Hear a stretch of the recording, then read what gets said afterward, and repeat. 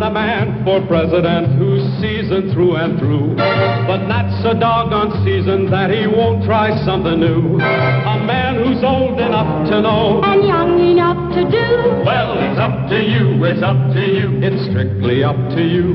Do you like a man who answers straight, a man who's always fair? We'll measure him against the others, and when you compare, you'll cast your vote for Kennedy, and the change that's overdue. So it's up to you, it's up to you, it's strictly up to you. Yes, it's Kennedy, Kennedy, Kennedy, Kennedy, Kennedy, Kennedy, Kennedy for me. Kennedy, Kennedy, Kennedy, Kennedy, Kennedy, Kennedy. Every Republican politician wants you to believe that Richard Nixon is, quote, experienced. They even want you to believe that he has actually been making decisions in the White House. But listen to the man who should know best, the President of the United States. A reporter recently asked President Eisenhower this question about Mr. Nixon's experience. I just wondered if you could give us an example of a major idea of his that you had adopted in that role as the decider and final.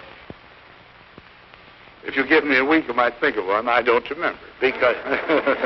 At the same press conference, President Eisenhower said, "No one can make a decision except me."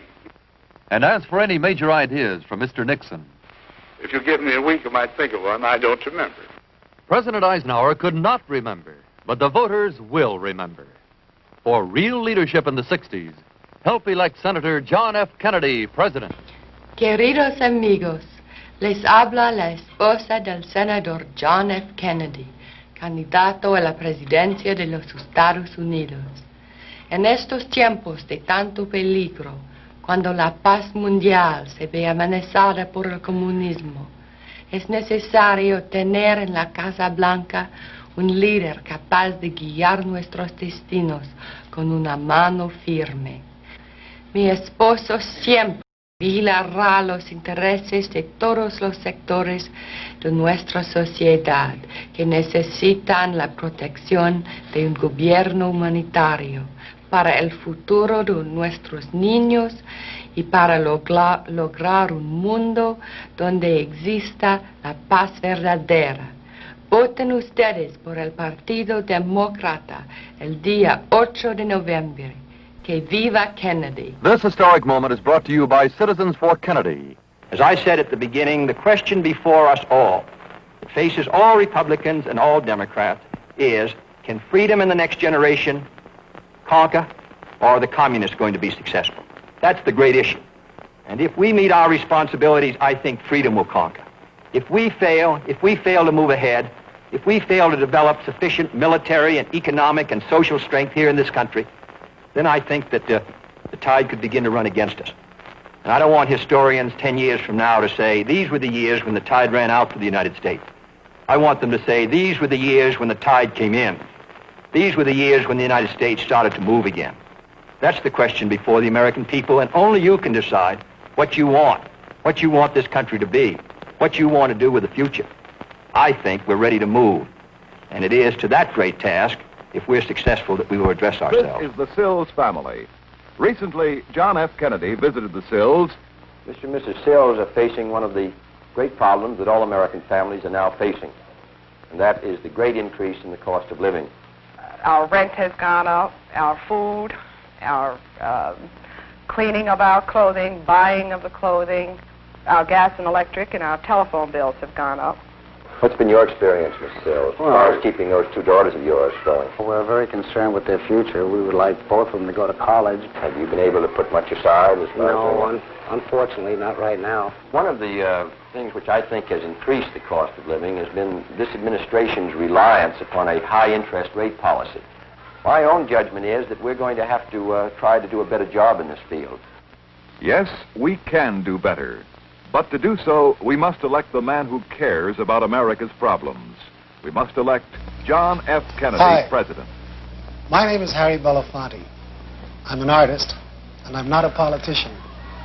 But like most Americans, I have a great interest in the political and the economic destiny of my country. I'm seated here with Senator Jack Kennedy. As a Negro and as an American, I have many questions, and I'm sure everyone does, about civil rights, about foreign policy, about the economy of the country, and about things that'll happen. And I want to make it very clear, Harry, that on this question of equality of opportunity for all Americans, whether it's in the field of civil rights, better minimum wages, better housing, better working conditions, jobs, I stand for these things. The Democratic Party under Franklin Roosevelt stood for them. I'm voting for this, Senator. How about you? Vote for a leader like Roosevelt. Vote for John F. Kennedy for president. Here is President Eisenhower's decision on who is best qualified to follow him in the White House. Dick Nixon is superbly experienced, maturely conditioned in the critical affairs of the world. For 8 years, he has been a full participant in the deliberations that have produced the great decisions affecting our nation's security and have kept us at peace. He has shared more intimately in the great affairs of government than any vice president in all our history. He has traveled the world, studying at first hand the hopes and the needs of more than 50 nations. He knows in person the leaders of those nations, knowledge of immeasurable value to a future president. By all odds, Richard Nixon is the best qualified man to be the next president of the United States. Along with the president, all America is going for Nixon and Lodge. Vote for them on November 8th. They understand what peace demands. Mr. Nixon, what is the truth? Can we continue to have peace while Khrushchev is trying to stir up the whole world against us? Well, the truth is that we must continue to have peace. And we can if we continue to show firmness and strength to the communist world. Khrushchev is a cold, hard, ruthless man. He feeds upon weakness and doubt. And we must never make the mistake of letting him think we are weak. We must show him we are strong, economically and militarily, that we will not be coerced, that we will not tolerate being pushed around. We must continue to deal with communism and the Soviet leaders, not belligerently, but firmly, and always with vigilance. Vote for Nixon and Lodge November 8th. They understand what peace demands.